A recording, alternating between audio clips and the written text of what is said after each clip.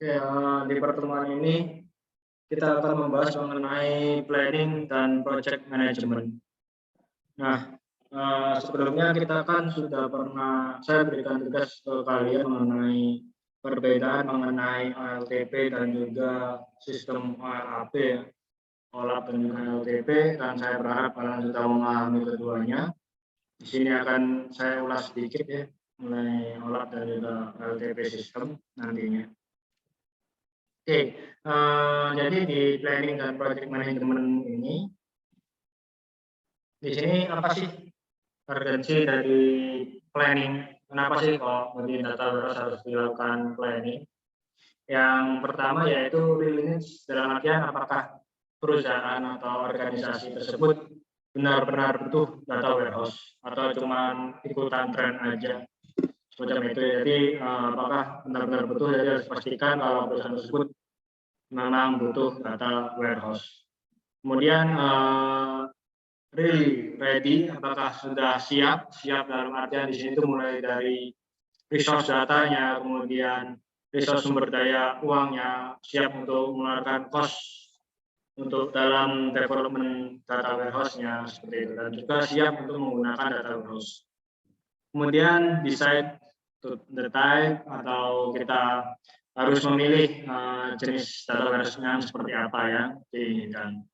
Kemudian where the place to keep it, di mana tempat penyimpanan data warehouse tersebut. Jadi nanti data warehouse tersebut disimpan di server mana, seperti itu. Misal, jadi harus ditentukan di awal. Kemudian data resource-nya, data internal, data eksternal yang merupakan data mentah, itu didapatkan dari mana? Nah, ini harus dipersiapkan di awal, harus bisa terjawab di awal. Kemudian all data is ready, apakah semua data yang dibutuhkan itu sudah ada atau sudah ready. Jangan sampai ketika kita membangun sebuah data warehouse, namun data resource tersebut masih belum ada atau masih harus cari dulu. Jadi ada 6 hal yang harus dipersiapkan, harus dicek terlebih dahulu apakah benar-benar sudah oke semuanya atau sudah benar siap semuanya, maka barulah kita memulai planning dan juga development data warehouse. Nah, dalam melakukan planning atau perencanaan membangun sebuah data warehouse, ada beberapa isu yang harus kita mengerti di sini yang sering terjadi, yaitu value dan expectation. Nah, ini berkaitan dengan itu tadi ya, apakah perusahaan benar-benar butuh dengan data warehouse tersebut. Jadi di value expectation ini harus bisa menjawab apakah data warehouse ini bisa meningkatkan laba perusahaan atau keuntungan perusahaan. Kemudian harus juga bisa menjawab apakah akan membantu dalam membuat keputusan yang baik. Jadi dalam data warehouse, dalam OLAP sistem, itu ada yang namanya DSS atau Decision Support System, di mana dari sistem tersebut dapat melakukan atau memberikan sebuah hasil analisa berupa pendukung keputusan atau sistem keputusan untuk kedepannya. Kemudian, apakah akan meningkatkan pasar atau meningkatkan daya beli masyarakat apabila kita menggunakan data warehouse? Kemudian, apa yang ingin dicapai dari pembuatan data warehouse? Dan dari beberapa pertanyaan ini harus bisa terjawab dan didokumentasikan di dalam dokumentasi perencanaan. Seperti itu ya. Kenapa kalau harus didokumentasikan? Karena nantinya akan menjadi parameter uji coba ketika data warehouse ini sudah selesai. Apakah target-target di awal itu bisa diraih menggunakan data warehouse ini. Dan tingkat keberhasilan data warehouse, scale of the successful of data warehouse adalah ketika semua tujuan di awal, semua keinginan dari perusahaan dan juga end user tercapai. Itu merupakan sebuah kesuksesan dari sebuah data warehouse. Bukan berarti sistem data warehouse jadi, maka sistem itu sudah sukses gitu, karena nggak ada error, nggak ada bug, itu bukan di situ. Cuman tingkat kesuksesan yaitu adalah apakah sistem data warehouse ini dapat meraih keinginan dan juga semua kebutuhan dari perusahaan tersebut. Kemudian yang kedua yaitu risk assessment. Nah, Kemudian di dalam dokumen perencanaan juga ada risk assessment, yaitu di sini dia menjawab mengenai kerugian apa yang mungkin terjadi apabila data warehouse ini sudah selesai, sudah jadi, namun value dan expectation ini nggak tercapai. Kerugian apa yang terjadi harus bisa dituliskan juga. Kemudian kesempatan apa yang terlewatkan, dikarenakan pembuatan data warehouse memerlukan waktu, tidak sebentar juga. Itu apa aja sih dalam rentang waktu pembuatan itu, kira-kira misalkan pembuatannya 1 tahun. Nah, selama 1 tahun ini ada beberapa orang dalam perusahaan, ada beberapa pegawai dalam perusahaan, beberapa manajer, dan juga beberapa end user akan lebih fokus dalam pembuatan data warehouse. Tentunya waktu mereka akan sedikit terganggu. Nah, apabila selama pembangunan ini hal-hal apa aja yang tidak bisa dikerjakan atau terlewatkan oleh orang-orang yang berkaitan langsung ketika development data warehouse.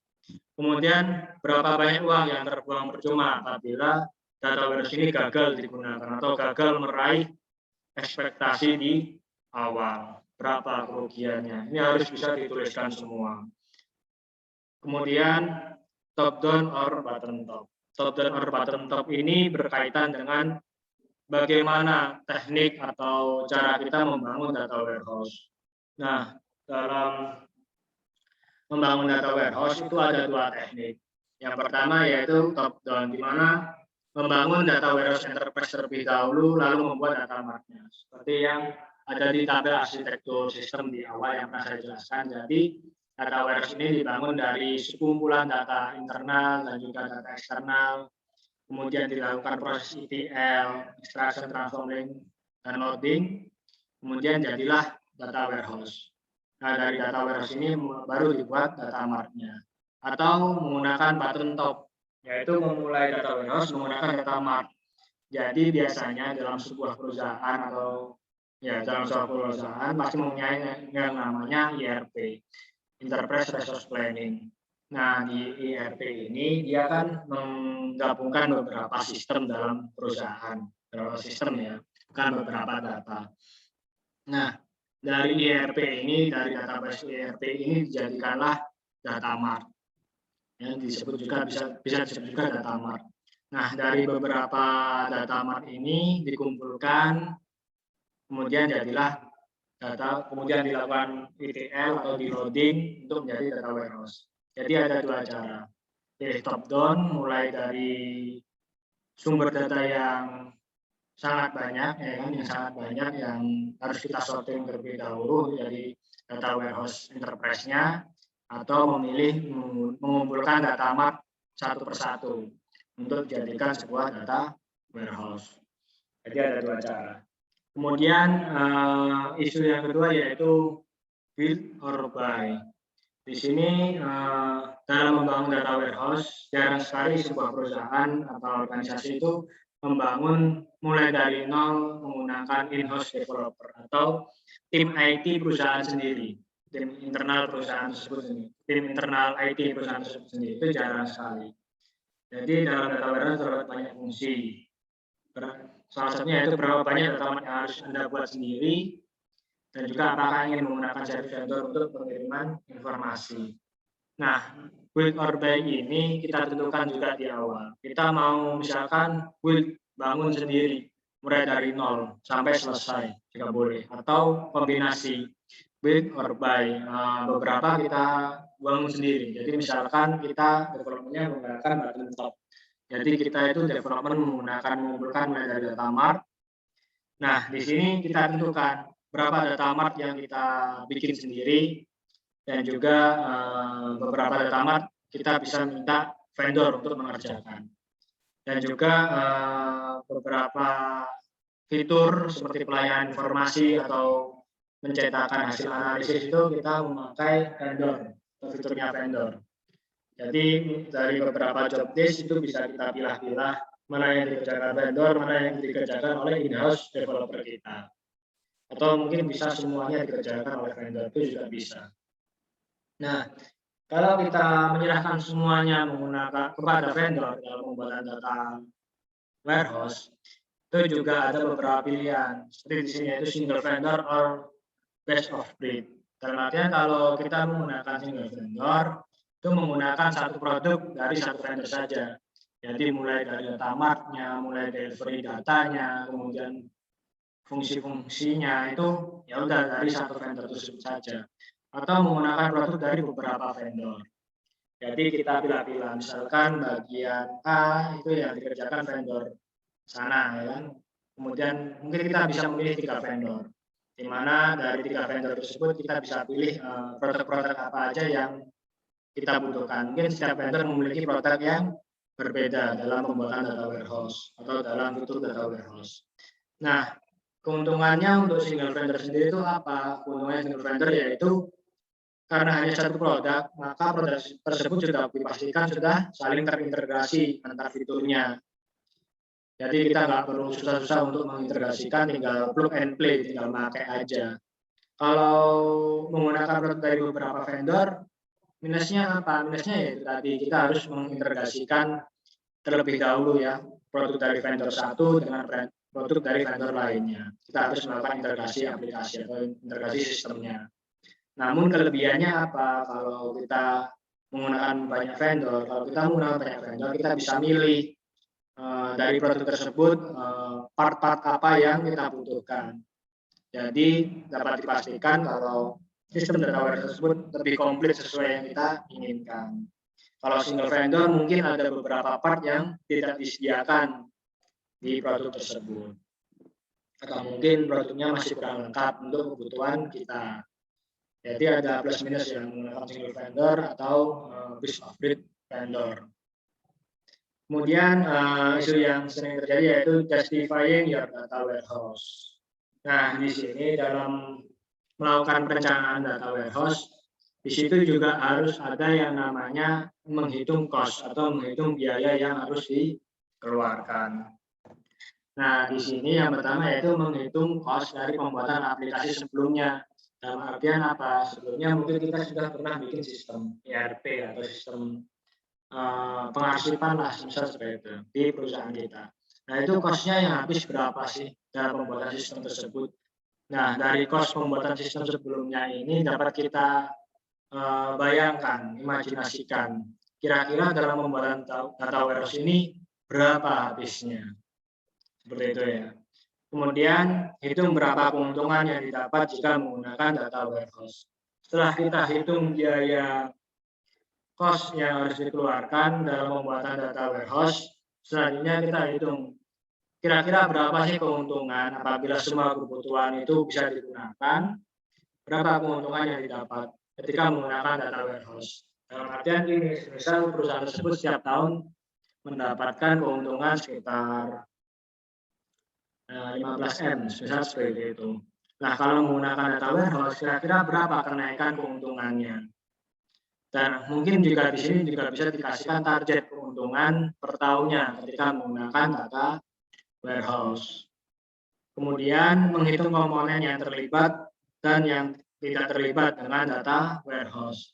Ketika dibuat data warehouse, kita harus data juga atau kita harus menghitung berapa pekerjaan yang berkaitan dengan data warehouse atau beberapa divisi yang berkaitan dengan data warehouse. Dan berapa yang tidak, seperti itu. Jadi apakah data warehouse ini ketika dibuat ini dapat digunakan oleh seluruh divisi atau seluruh sektor dari perusahaan tersebut.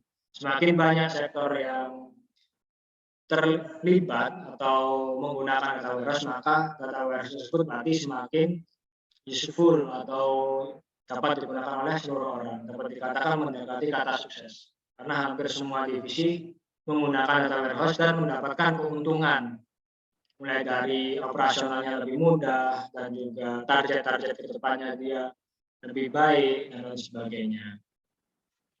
Dan keenam hal ini harus kita tuliskan di dokumen perencanaan data warehouse. Dan sekali lagi, kenapa kok harus dicatatkan? Karena untuk sebagai patokan atau parameter ketika melakukan testing kesuksesan data warehouse tersebut. Nah, kemudian ini merupakan outline for plan. Jadi Ini bisa diganti juga. Jadi namun secara umum itu outline-nya seperti ini ya dalam pembuatan dokumen perencanaan. Mulai dari introduction. Introduction itu penjelasan data warehouse ini itu bertujuan untuk apa, value-nya apa, ekspektasinya apa di situ, secara garis besar. Kemudian mission statement, nah di sini lebih mengerucut ya, lebih jelas, lebih detail. Ekspektasinya apa aja sih, misinya apa aja dibuat data warehouse ini, tujuannya apa. Kemudian scope, domain problemnya di mana, domain permasalahannya di mana, dijelaskan juga. Kemudian goal dan objektif, apa harapan yang harus dicapai dalam pembuatan data warehouse ini. Kemudian key issues and option, itu tadi ya isu-isu yang dapat dibahas dan opsi-opsinya apa aja. Kemudian value and expectation, hampir sama seperti introduction, cuman dia lebih detail lagi. Ekspektasi dari setiap value-nya itu apa aja. Kemudian justification, berkaitan dengan cost atau biaya yang harus dipersiapkan. Ya. Kemudian eksekutif sponsorship, itu dukungan dari pihak eksekutif itu seperti apa, dari pihak atasan seperti apa, apakah para jajaran direksi atas itu benar-benar menginginkan data warehouse, seperti itu ya. Karena nantinya data warehouse itu lebih dipakai oleh direksi atau atasannya, seperti itu. Kemudian implementation strategi atau strateginya bagaimana, top down atau bottom top. Kemudian tentative schedule mengenai penjadwalan pengerjaannya, dan juga project authorization. Nah, kemarin saya memberi tugas kalian yaitu membedakan OLAP system dan juga OLTP system. Jadi perbedaannya yaitu untuk OLTP sendiri, dia itu merupakan sebuah proses di mana transaction processing-nya. Jadi dia lebih untuk sistem yang sifatnya operasional harian. Dia tidak menggunakan data warehouse. Ya biasa aja. Jadi dia melakukan 4 hal, yaitu create, read, update, delete. Nah, kalau OLAP yang jelas yang diakses di sini yaitu berupa data warehouse atau data mart. Ya. Nah, di sini untuk OLAP sistem sendiri, dia melakukan analisis data. Jadi dia tidak melakukan input data, tidak melakukan kemudian tidak mengupdate data, tidak, tapi dia hanya menerima data, create data, dan juga read data. Jadi dia membaca data tidak hanya sekedar menampilkan data saja, tapi dia juga melakukan analisis. Mungkin dia melakukan analisis 1 tahun sebelumnya atau 2 tahun sebelumnya. Kemudian hasil dari analisis itu apa sih? Misalkan sebuah keputusan kalau tahun depan sebaiknya penjualan lebih atau pengedaran barang penjualan kita sebenarnya lebih bagus di area Jawa Timur. Seperti itu merupakan salah satu hasil analisa dari data-data sebelumnya, dan itu dilakukan otomatis oleh sistem tersebut. Itulah yang dikatakan oleh OLAP. Nah, OLAP ini juga bisa disebut sebagai DSS tadi atau Decision Support System, di mana dia membuat sebuah keputusan secara otomatis. Seperti itu. Nah, ini beberapa perbedaan ya data warehouse dengan OLTP system atau LAP versus LTP system, yaitu di mana data akuisisi dari akuisisi datanya. Nah, di data warehouse ini atau di LAP ini large number of source. Jadi ada banyak data, ada banyak sumber data. Kemudian berbeda computing transformnya. Nah, dan juga ada beberapa data set atau data dari eksternal. Kemudian dari data storage-nya, volumenya tentunya lebih beda, lebih besar dibandingkan dengan OLTP. Kemudian need for parallel processing, yaitu ada banyak data yang harus terintegrasikan, di mana data internal harus terintegrasi dengan data eksternal nantinya. Dan di situ juga ada storage in staging area atau staging storage ya. Jadi ketika proses ekstraksi, transform itu ada yang namanya staging area. Itu merupakan database sementara untuk melakukan format, untuk menyesuaikan format data warehouse-nya. Kemudian information delivery lah. Untuk information delivery-nya biasanya kalau LTP kan berupa laporannya. berupa laporan, misalkan hasil perhitungan atau hasil cetak struk harian atau cetak struk transaksi dan lain sebagainya. Kalau di data warehouse system atau di OLAP system ini dia berupa hasil dari analisis. Jadi mulai dari OLAP fungsional, kemudian feed into data mining, dan juga ada data mining-nya. Data mining itu apa? Nanti akan kita pelajari bersama-sama ya. Nah, kemudian ini merupakan tahapan dari data warehouse development. Jadi yang pertama yaitu melakukan project planning, seperti yang saya jelaskan tadi, yaitu membuat sebuah dokumen planning, mulai dari value dan ekspektasinya apa, cara membuat seperti apa, data warehouse ini dibeli atau bikin sendiri, justifikasinya apa saja harus dijelaskan di sini, project planning. Kemudian masuk ke requirement definition, kebutuhan-kebutuhan apa aja yang harus ada pada data warehouse. Selanjutnya membuat desainnya, desain arsitektur dan juga infrastrukturnya. Kemudian deployment atau implementasi dan maintenance. Nah, kalau kita lihat ini, dia hampir mirip ketika kita melakukan analisis dan juga perencanaan sebuah sistem. Jadi hampir sama. Jadi kalau sebelumnya kalian sudah pernah ikut kelas analisis dan perencanaan sistem, pasti familiar dengan 4 hal ini, yaitu analisis, desain, kemudian implementasi atau coding, dan juga testing maintenance. Ya ini hampir sama ya, hampir sama. Cuman bedanya di sini di desain dia lebih banyak mendesain pola data atau arsitektur data, mulai dari information delivery, kemudian data storage-nya seperti apa, dan juga akuisisi datanya seperti apa. Jadi hampir sama. Kemudian development, ya, di dalam fase development di sini di project planning yang seperti saya jelaskan tadi, dia menjelaskan goal-nya apa yang harus dapat diraih, kemudian objektifnya apa aja. Jadi data warehouse ini mengutamakan hal-hal apa yang ada di perusahaan tersebut. Kemudian requirement definition, dia menjelaskan kebutuhan apa aja yang harus ada di data warehouse tersebut. Define information, ya kan? Informasi apa aja yang harus disediakan. Kemudian patokan kesuksesan dari data warehouse ini apa? Itu harus dijelaskan juga di requirement definition. Selanjutnya yaitu desain. Nah, di sini desain itu mendesain data model, kemudian proses ekstraksi dan juga transformasinya seperti apa, kemudian tools OLAP-nya seperti apa, ya seperti itu ya. Kemudian berapa besar database atau size storage yang harus disediakan, itu juga masuk di desain. Kemudian arsitektur metadatanya seperti apa. Nah, selanjutnya yaitu contraction. Di contraction ini meneruskan dari desain tadi, cuman dia lebih ke tools-tools apa aja yang harus disediakan di data warehouse ini. Setelah kita mendesain datanya, kemudian tools apa aja, terus analisis apa aja yang harus disediakan. Kemudian deployment yaitu proses implementasi data warehouse dan juga maintenance atau perawatan. Nah, di maintenance ini juga include seperti testing sistemnya, apakah sudah bisa berjalan lancar atau belum.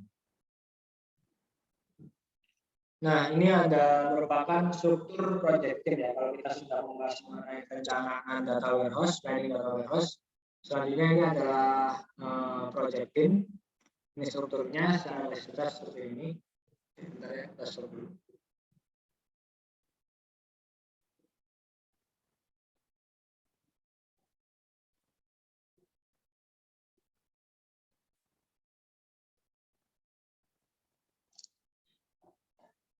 Nah, di sini yang pertama yang paling atas yaitu project sponsor. Kemudian ada warehouse driver, project architecture manager, warehouse data arsitektur, dan lain-lainnya. Ini akan kita bahas beberapa komponen atau beberapa tim yang sangat berpengaruh dalam pembuatan data warehouse. Yang pertama tentunya yaitu project sponsor atau biasa disebut sebagai komite pengarah. Ini merupakan leader dari pembuatan data warehouse. di mana selama implementasi project sponsor menerima laporan status reguler dari tim proyek dan melakukan intervensi untuk mengarahkan proyek-proyek bila diperlukan. Jadi dia yang orang pertama yang bertanggung jawab akan kesuksesan, akan jalannya sebuah proyek tersebut. Seperti itu ya. Dan dia yang melakukan pengarahan kepada seluruh tim dalam jalannya proyek data warehouse. Nah, kemudian yang kedua yaitu user reference group, di mana ini biasanya yaitu seorang manajer di dalam perusahaan, di mana dia yang menuliskan kebutuhan atau manajer di setiap divisi perusahaan, di mana dia yang memberikan data yang terperinci, data yang dibutuhkan, kemudian dia yang membuat rule bisnis di divisi tersebut yang nantinya akan dikumpulkan menjadi satu dengan divisi lain.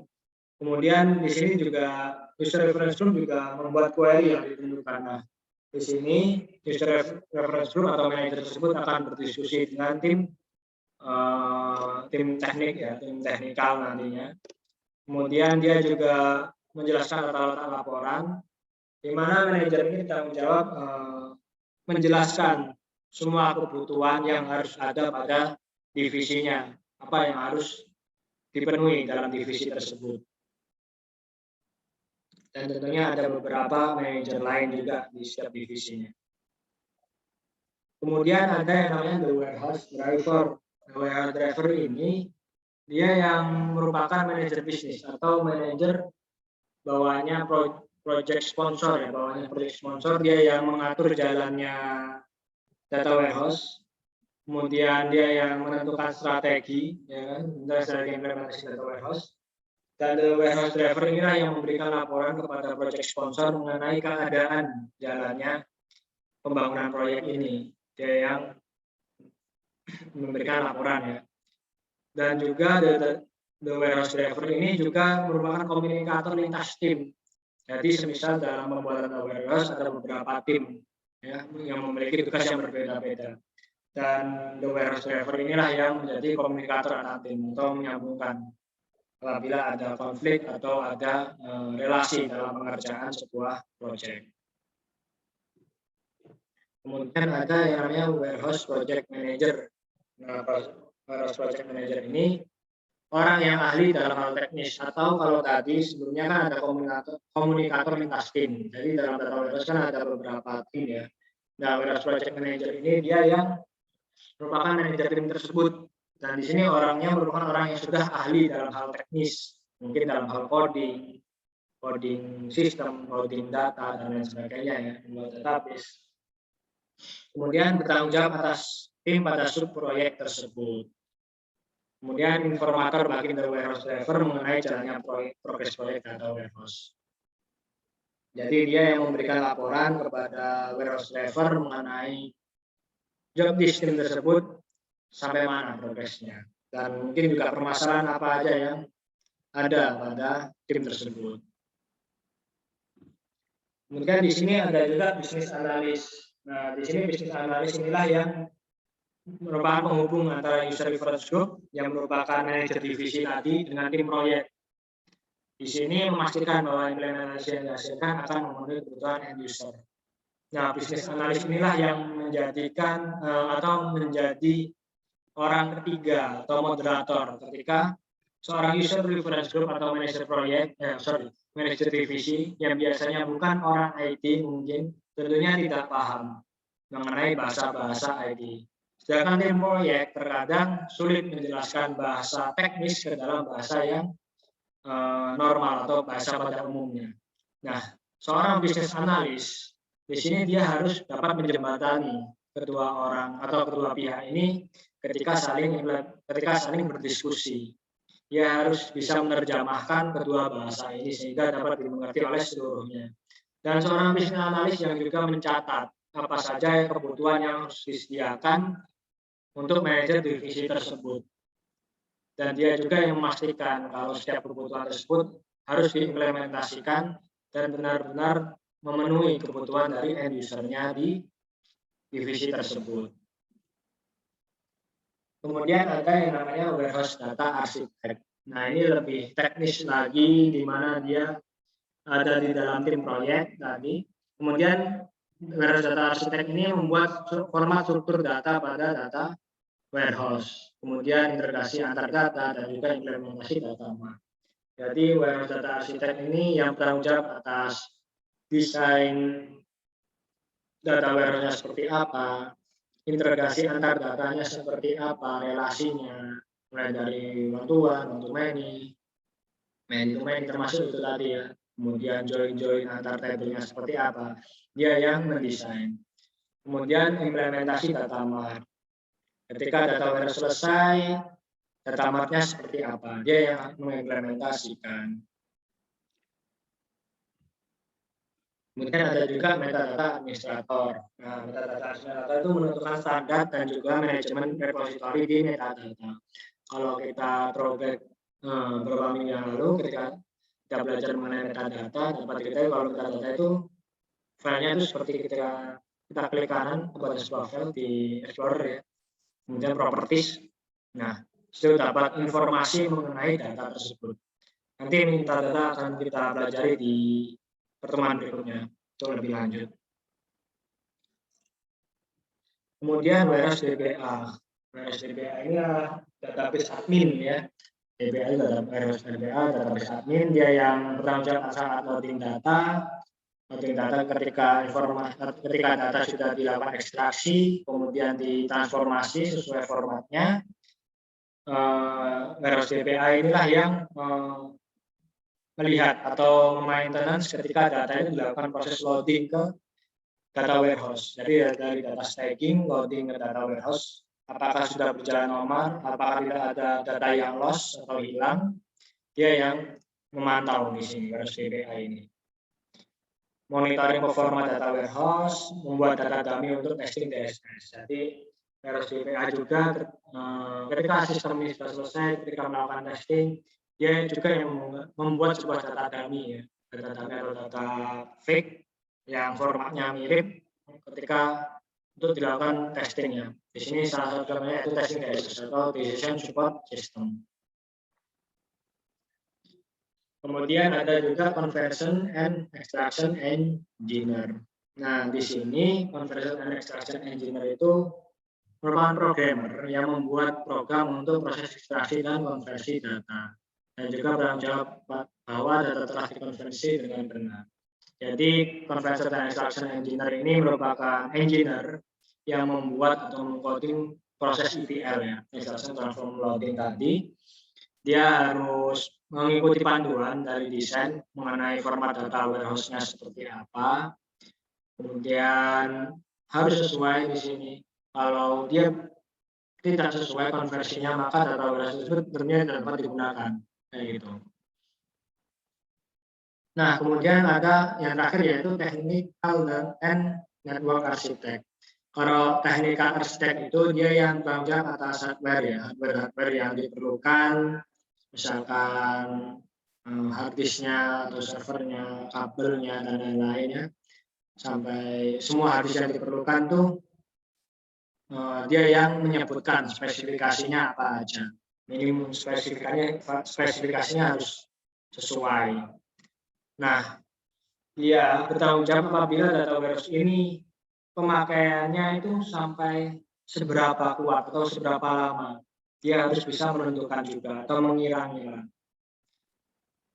Kemudian ada network architect. Nah, di sini network architect itu dia juga yang bertanggung jawab atas infrastruktur network terhadap data warehouse. Kemudian monitoring networknya seperti apa. Jadi untuk network architect dia yang bertanggung jawab apabila data warehouse itu tiba-tiba nggak bisa diakses, padahal sebelumnya bisa, network error dan lain-lain, maka dia yang bertanggung jawab. Nah, kemudian yang terakhir yaitu trainer atau pelatih. Jadi melakukan pelatihan terhadap end user, ya kan? Ketika sistem sudah jadi dan dilakukan testing, sudah bisa semua, data mart pun sudah jadi, maka trainer ini yang melakukan pelatihan terhadap end user mengenai penggunaan tools, analisis, dan juga reporting. Karena data warehouse sendiri itu sebenarnya toolsnya itu ada dua jenis, yaitu analisis dan juga reporting.